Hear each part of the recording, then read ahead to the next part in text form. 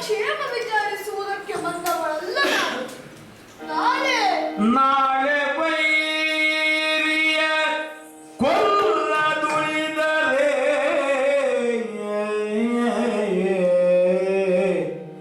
ನಾಳೆ ವೈರಿಯ ಕೊಲ್ಲದುಳಿದರೆ ಬೀಳಿಸುವೆ ತನ್ವಡಲವನ್ನಿಗೆ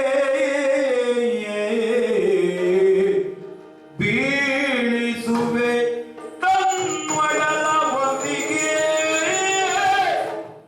ಹೇಳಿ ಕರೆತಾರೆನುತ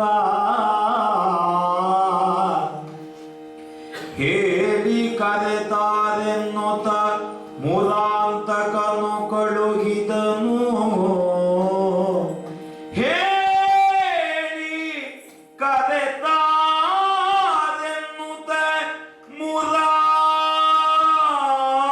ಮೂಲಾಂತಕನು ಕಳುಹಿದನು ಆ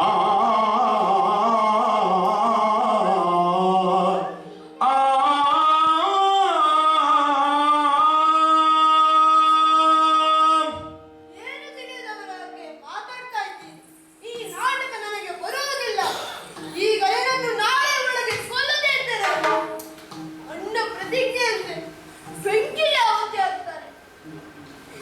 ಮುಚ್ಚಾಗಲಿಗೆ ಆಶ್ರಯ ಕೊಟ್ಟವನು ಪಾರ್ಥ. ಎಂಥ ಪಾರ್ಥ! ಅನರ್ಥ ಆಗುವ ಮೊದಲು ತನ್ನ ವೈರಿಯನ್ನು ಕರೆತಾ ಎಂದು ಅಣ್ಣ ಕಳುಹಿಸಿದ್ದಾನೆ. ಬದುಕಿಗೆ ಬಟ್ಟೆ ಇಲ್ಲದಿದ್ದಾಗಲೂ ಪುಟ್ಟ ಬಟ್ಟೆಯ ಅಕ್ಷಯವಾದಂತೆ ಹೊಟ್ಟೆಯ ಮಕ್ಕಳಂತೆ ನಿಮ್ಮನ್ನೆಲ್ಲ ಕಾಯುವ ಭಾರ ತನ್ನದು ಎಂದಿದ್ದಾನೆ.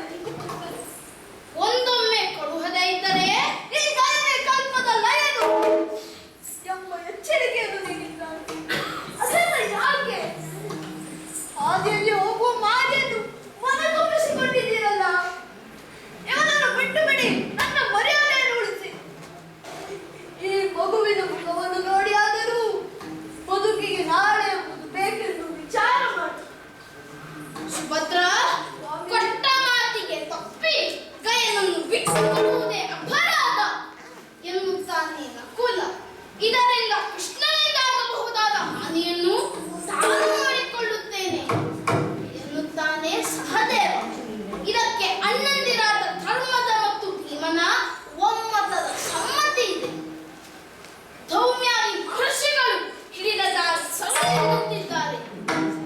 ಇನ್ನು ನಮ್ಮ ಚಂದ್ರವಂಶದ ಕುಡಿಯೇ ಆದರೂ ಶ್ರೀಕೃಷ್ಣನ ಶಿಷ್ಯ ನಮ್ಮ ಮಗು ಅಭಿಮನ್ಯು. ಈ ವಿಚಾರವಾಗಿ ನಿನ್ನ ಅಭಿಪ್ರಾಯ ಏನೆಂದರೆ? ಅಲ್ಲಿ ಅಣ್ಣನ ಪ್ರಾಣ ಹೋಗ್ತಾ ಇದೆ, ಇಲ್ಲಿ ಹುಡುಗರಲ್ಲಿ ಕಡಿತಾ ಇದ್ದಾರೆ. ಎರಡು ಮಗು ಕೈಯನ್ನು ಕಟ್ಟಿಕೊಂಡು ಹೋಗುತ್ತೇನೆ ಅಂತ ನಿನ್ನ ಅಪ್ಪನಿಗೆ ಹೇಳು. ಹಾಗಲ್ಲ. ಈ ವಿಚಾರವಾಗಿ ನಿನಗೆ ಏನೆನಿಸುತ್ತದೆ ಎನ್ನುವುದನ್ನು ಬಿಚ್ಚು ಮನಸ್ಸಿನಿಂದ ಹೇಳು ಮಗನೇ. ಅಪ್ಪ ಆಲಿಸಬೇಕು. ಲಾಲಿಸಿ ಕೇಳೆನ್ನ ಮಾತ